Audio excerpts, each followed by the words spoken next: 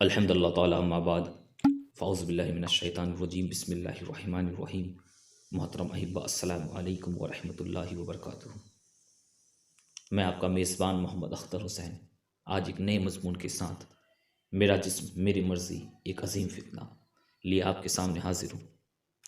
कई दिनों से कशमकश में था कि इस मौजू पे लिखूँ, इस मौजू पे बात करूँ या ना करूँ। फिर आखिरकार इस नतीजे पर पहुँचा कि अगर इस तरह के हसास मौजू पर खामोश रहा तो एक तरह से उभरते हुए फितनों को साथ देना होगा। अगर हमने इस्लाम दुश्मन ताकतों के करतूत अपनी कौम को नहीं बताएं तो कौम दुश्मन के खिलाफ तैयार कैसे होगी। ये मत कहिए कि दुश्मन मशहूर हो जाएंगे, बल्कि हकीकत यह है कि दुश्मन की बदनामी होगी और कौम का बच्चा बच्चा दुश्मन को पहचान कर उसके खिलाफ उठ खड़ा होगा। मोहतरम अहिब्बा, ये जान लें, सूरतुल इनाम आयत नंबर 151 रब कायनात फरमाता है, और बेशर्मी की बातों के करीब भी मत जाओ, ख्वाह वो खुली हो या छुपी हुई हो। ईमान की 60 से ज़्यादा शाखें हैं और हया भी ईमान की एक शाख है। हया और ईमान हमेशा इकट्ठे रहते हैं। जब इनमें से कोई एक उठा लिया जाए तो दूसरा खुद ब खुद उठ जाता है। बेहयाई जिस चीज़ में भी होती है उसे ऐबदार बना देती है, और हया जिस शय में भी हो उसे जीनत देती है। जो कौम बेहयाई की तरफ कदम बढ़ाएगा अल्लाह उसे मुसीबतों में मुब्तला कर देगा। मोहतरम, सबसे पहले मेरा जिस्म मेरी मर्जी जैसे बेहुदा नारे की हकीकत को जान लेते हैं। ये रॉबिन स्टीवनसन की लिखी हुई किताब मेरा जिस्म मेरी मर्जी, माई बॉडी माई चॉइस का मगरिबी ख्याल है। इसकी बुनियाद एबॉर्शन करने के ताल्लुक से रखी गई थी, जहां शादी से पहले आज़ादाना ताल्लुक की वजह से बच्चियां हामला हो रही थी, प्रेग्नेंट हो रही थी। जिस तरह से कुछ नाम निहाद ख्वातीन हुकूक की बात कर रही हैं, तो मौजू ये हो सकता था कि मेरे हुकूक मेरे मर्जी, माई राइट्स माई चॉइस। लेकिन बेहयाई की हदूद को पार कर जाने वाली औरतें इस तरह के नारों को हमारे बच्चियों के सामने लाती हैं, जिसमें आज़ादना तौर पर जिनसी ताल्लुकात, फ्री सेक्स विदाउट मैरिज, बदमस्त ख्वातीन की हुकूक की बात की जा रही है। ये एक ऐसी जाल है जिसमें कौम की बच्चियों में उनकी इज्जत, उनकी वक़ार को पूरी तरह से तहस नहस करके रख दिया गया। मेरी जानने वालों में एक मोहतरमा खातून है, वो सालों से इंग्लैंड में है, माशाल्लाह उनके बच्चे जवान हैं। अब उनसे इंग्लैंड के माहौल की बात हो रही थी। मैंने कहा, मैं गोरों की एक बात से बहुत मुतासिर हूँ, ये लोग किसी औरत को या किसी गैर औरत को आंख उठाकर तक नहीं देखते, जबकि हमारे यहाँ लोग औरतों को ऐसी आंखें फाड़ फाड़ कर देखते हैं जैसे पहली बार किसी औरत को देख रखा हो। कहने को तो ये अंग्रेज़ लोग हैं, गैर मुस्लिम हैं, लेकिन उनमें शराफत बहुत ज़्यादा है। उनके नज़दीक औरत की इज्जत बहुत महफूज है। औरत को देखकर ना कोई सीटी बजाता है, ना कोई शायरी करता है, ना कोई गाना गाता है, बल्कि खामोशी से गुजर जाता है। उन्होंने कहा, मुझे आपकी बात से मुकम्मल इख्तलाफ है, मेरी सारी ज़िंदगी यहाँ गुजर गई। आपने कहा यहाँ के गोरे बहुत शरीफ होते हैं, ये भी बिल्कुल गलत है। दूसरा कि यहाँ की औरत की इज्जत महफूज है, ये बात भी गलत है। यहाँ की औरत की इज्जत है ही नहीं, और जो चीज़ होती ही नहीं उसका महफूज होना या गैर महफूज होना माना नहीं रखता। यहाँ की औरत ने खुद को इतना आम कर लिया है कि ना वो खुद अहम रह गई है, ना उनकी इज्जत अहम रह गई। रही बात गोरों की शराफत की, उन लोगों में शराफत का कोई तस्वुर नहीं। दरअसल उनके लिए औरतों में दिलचस्पी रह ही नहीं गई। यहाँ औरत इतनी आसानी से उनको दस्तयाब हो जाती है कि उनके लिए इसमें कोई कशिश की चीज़ नहीं रही। जो चीज़ आम और सस्ती हो जाए उसे कौन पूछता है। याद रहे, हिंदो पाक के लिए औरत अनोखी मखलूक होती है, क्योंकि यहाँ की औरत ने खुद को आम नहीं होने दिया। यही वजह है कि यहाँ मर्द औरत को देखता भी है, देखकर शायरी भी करता है, गाने भी गाता है, और किसी औरत की मोहब्बत में मुब्तला होकर आहें भरता है। शायरी हर किसी के लिए नहीं कही जाती, बल्कि बहुत ख़ास के लिए शेर तख्लीक होते हैं। शायरी किसी नामुमकिन हुसूल नियामत के लिए की जाती है, या किसी ऐसे चीज़ के लिए की जाती है जिसको पाना बेहद मुश्किल हो। लेकिन गौरों को औरत आम तौर पर मिल जाने वाली ये औरत के लिए शायरी करने की क्या ज़रूरत है। चलो मान लिया कि यहाँ औरत को देखकर मर्द गाना शुरू कर देता है, लेकिन अगर औरत सड़क पर खड़ी होकर एक आवाज़ दे तो 50 हीरो उनकी हिफाजत के लिए जमा हो जाएंगे, जो बदमस्त आवारा लोगों की अच्छी दुर्गत बना देते हैं। मगर अफसोस, अब यहाँ की औरत भी आम होना चाहती है। वहाँ की औरत इतनी आम हो चुकी हैं कि उनको गुजरते देखकर कोई नोटिस तक नहीं करता, लेकिन अगर किसी मर्द को उसमें दिलचस्पी हो जाए तो वो सरेआम वो हरकत करने लगते हैं जिनका हमारे यहाँ तस्वूर भी नहीं किया जा सकता। तब हर कोई सर झुकाकर पास से गुजर जाता है, कोई हीरो बनकर उस औरत की इज्जत बचाने की कोशिश नहीं करता। यूरोप के मर्द की मर्दानगी मर चुकी है, क्योंकि उनकी औरत ने खुद को सस्ता कर लिया है, आम कर लिया है। अब इस तरह के बेहुदा नारे के साथ हमारी भी कुछ औरतें आम होने की शौक में मुब्तला हो गई हैं। अहले मगरिब की हरकतों को देखकर दिल में ख्याल आता है कि ये किस किस्म के मखलूक हैं। एक तरफ वैलेंटाइन डे जैसी बेगैरतियों के जरिए नई नस्लों को हरामकारियों, हरामजादियों में और इन तमाम चीज़ों की तालीम व तरकीब देते हैं। आज ऐसी तालीम के जरिए मासूम बच्चों को सेफ सेक्स की तरकीबें बताते हैं। आज़ादी के नाम पर नौजवानों को ऐसी आज़ादी दी गई जहां वो बगैर निकाह के लिव इन रिलेशन में रहकर इकट्ठे रह सकते हैं। शादी को और इसमें बंधे रहने को फजूल रस्म समझा जाने लगा है। और फिर इस सब के नतीजे में जब ये पानी गर्दन तक आ चुका, हवा की बेटियों को नोचा खसोटा जाने लगा, बिन बेहाई माओं की तादाद बढ़ने लगी, औरत की इज्जत व नाम इस बाजार की सबसे सस्ती आइटम बनकर रह गई। औरतों को इस्तेमाल करना चाहे रजा से हो या जबर के साथ आम हो गया। तो फिर जब ये है बेहयाई बेगैरती के वहशतनाक तूफान ने पूरे मगरिब को अपने लपेट में ले लिया, आज़ादी का जीन बेकाबू होकर, ये जो जिन आज़ादी का है ये बेकाबू होकर घर के घर को तबाह करने लग गया। हर औरत को हवसनाक दरिंदों के झुंड घेर कर चीरने फाड़ने लगे। तो मीटू जैसी मुहिम चलाई गई। हाँ भाई, मीटू जैसी मुहिम चलाई गई।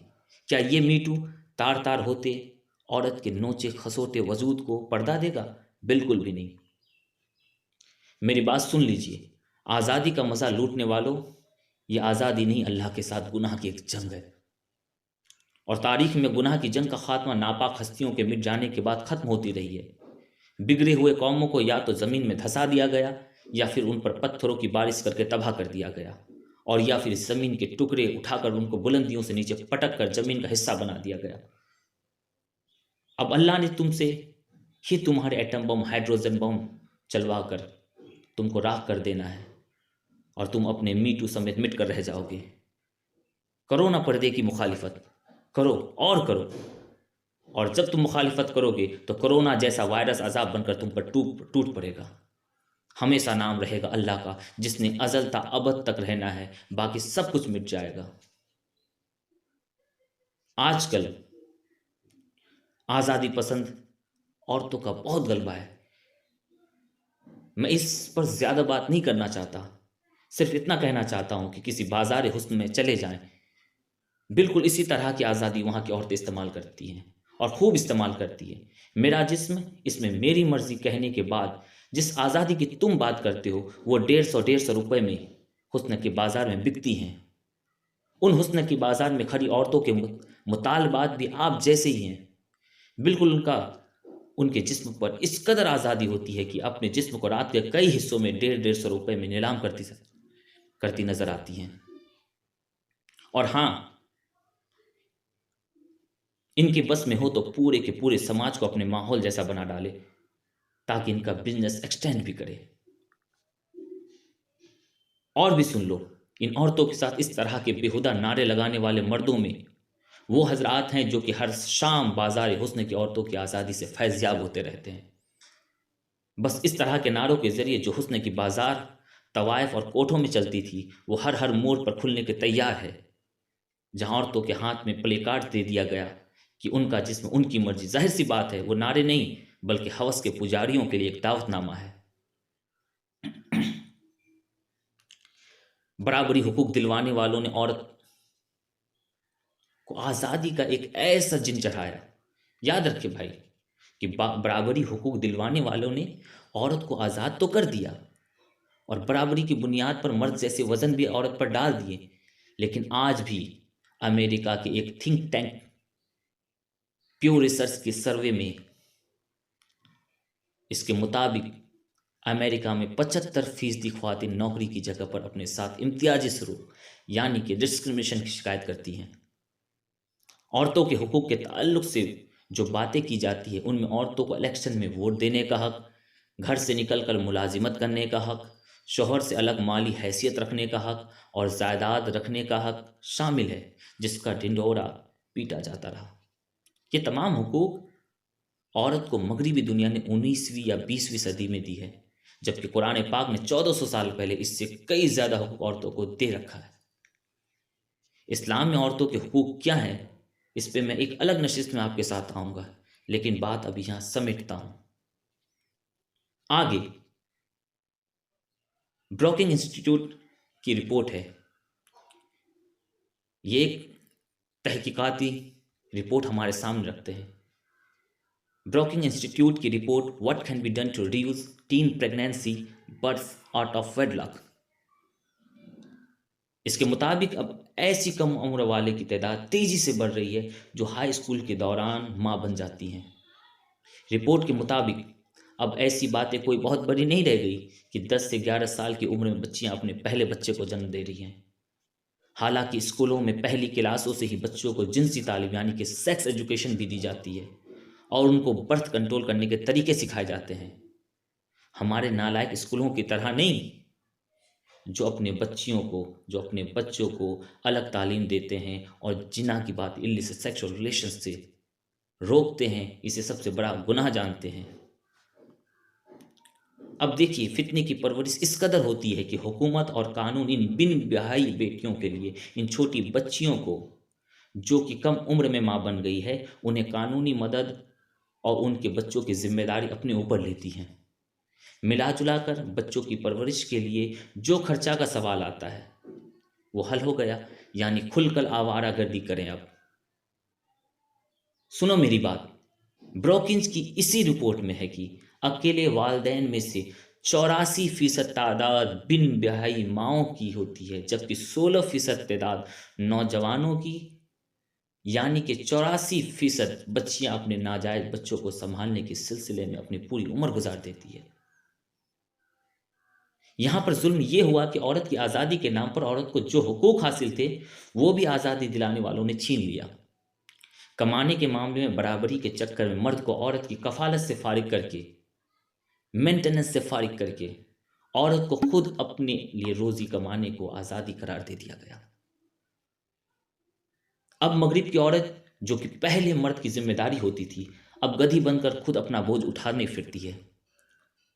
अब दिन रात बैल की तरह काम में लगी रहती है और आज़ादी दिलाने वालों की जान को रोकती है। इसके साथ साथ आज़ादी के हक के सिलसिले में निकाह की तकलीफ के बगैर मर्द को जिस्मानी इंटरटेनमेंट मिल रहा है। अब मर्द को निकाह के खर्चे के बगैर गर्लफ्रेंड की सूरत में औरत मिल जाती है और उसको भी मगरिब की औरत का हक बताया गया है। दुनिया का सबसे बड़ा लतीफ़ा है कि मगरिबी औरत मर्द को आसानी से मैसर होती हो, यही तुम्हारी आज़ादी है। ये दुनिया का सबसे बड़ा लतीफ़ा कि मगरिबी औरत मर्द को आसानी से मैसर होती है और यही उनकी आज़ादी है।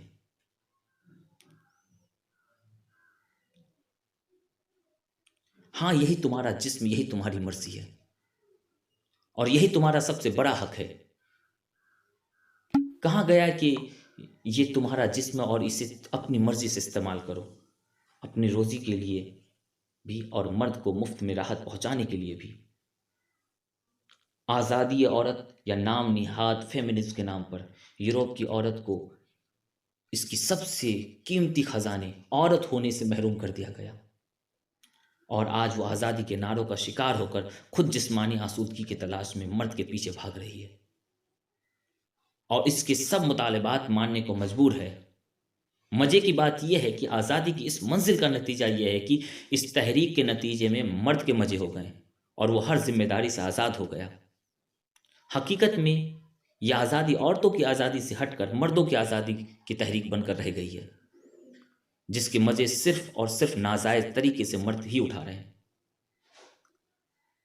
आज़ादी दिलाने वाले तो आज़ादी दिलाकर गुम हो गए, लेकिन मगरिब की बेचारी औरत अब अपना घर बसाने के लिए तरस रही हैं, क्योंकि यही औरत की फितरत है और यही उसकी आज़ादी और सुकून है। जबकि दूसरी जानिब मगरिब का मर्द, जिसको भैंस पाले बगैर मुफ्त में दूध मिल रहा हो, बगैर घर बसाए बच्चों की जिम्मेदारी उठाए जिनसी आसूदगी मिल रहा हो, सेक्सुअल सेटिस्फेक्शन मिल रहा हो, तो उसे और क्या चाहिए। मर्द की तो फितरत ही ऐसी है कि बहुत जल्द एक साथी से उसका दिल भर जाता है और अपना बच्चा औरत की गोद में डालकर अगले की तलाश में निकल पड़ता है। वो तो इस आज़ादी के सिलसिले को कभी ख़त्म नहीं होने देगा। औरत की आज़ादी अगर ख़त्म कर दी गई तो यूरोप का मर्द तो वैसे ही मर जाएगा। 2017 में येल यूनिवर्सिटी की एक तहकीकाती रिपोर्ट आई, birth rise out of wedlock world wide, जिसके मुताबिक मगरिब में बगैर शादी के पैदा होने वाले बच्चों की तादाद 70% हो गई और 2020 जा रहा है। इन बच्चों के साथ साथ सिंगल मदर्स यानी बिन बिहाई अकेली माओं की तादाद में भी काफी इजाफा हुआ है। अब एक और रुझान भी देखने को आ रहा है कि इस मामले के हल के लिए, यानी बगैर शादी के जिना के नतीजे में बच्चे पैदा होने के मसले के हल के लिए यह तरीका सोचा गया है कि अब बच्चे पैदा करके और बच्चे पैदा करने के सिलसिले को ख़त्म कर दिया जाए, ताकि ना रहे बास ना बजेगी बांसुरी, यानी ना रहेगा बच्चा और ना औरत की कोई जिम्मेदारी। और इस रुझान के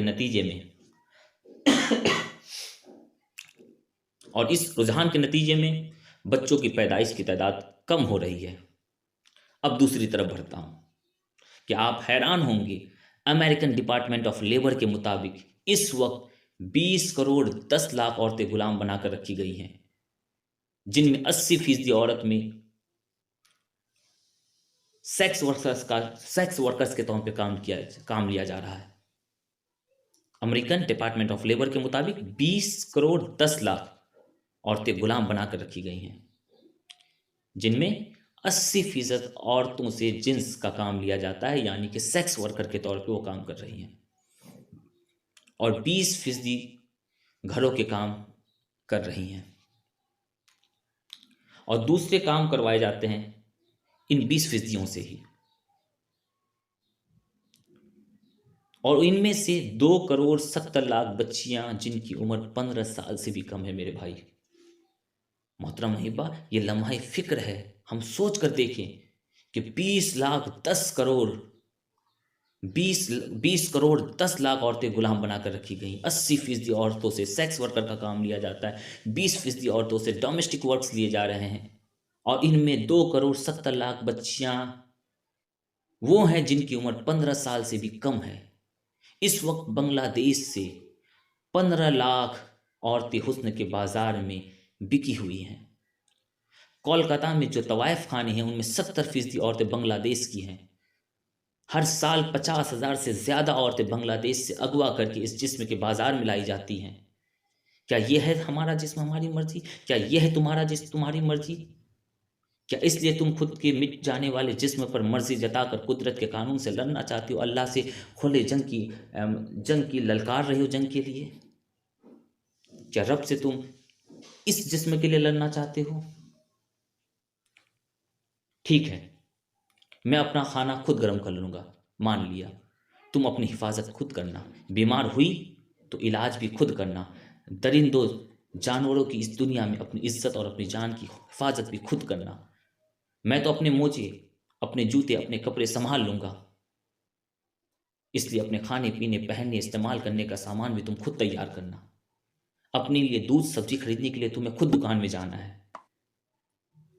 घर का पेंट हो, गाड़ी की सर्विस हो, मकान की तामीर हो, मरम्मत हो, ये सब तुम्हें भी करना है।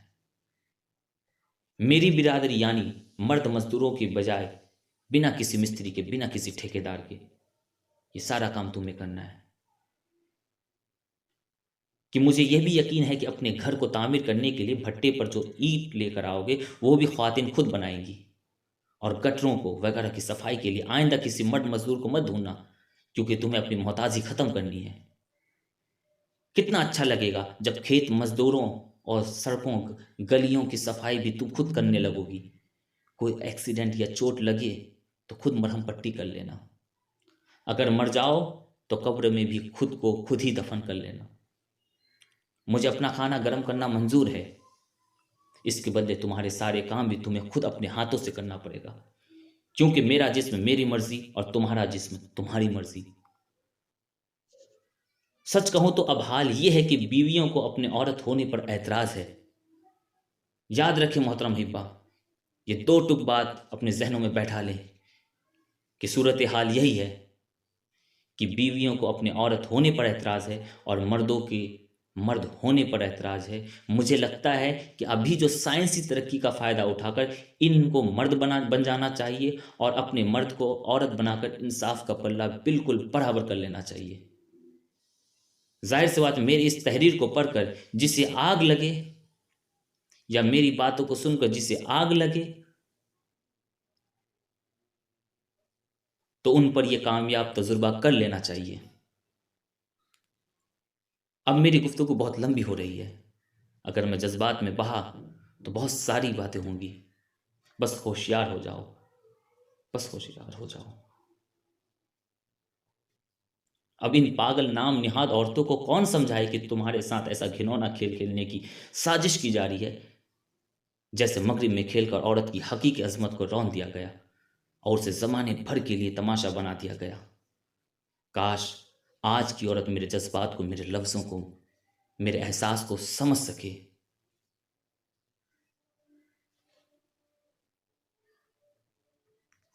इसके साथ मैं अपनी गुफ्तगू को अब समेटता हूँ।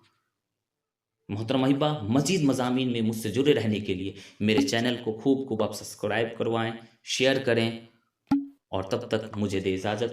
व अस्सलामु अलैकुम व रहमतुल्लाहि व बरकातुहू।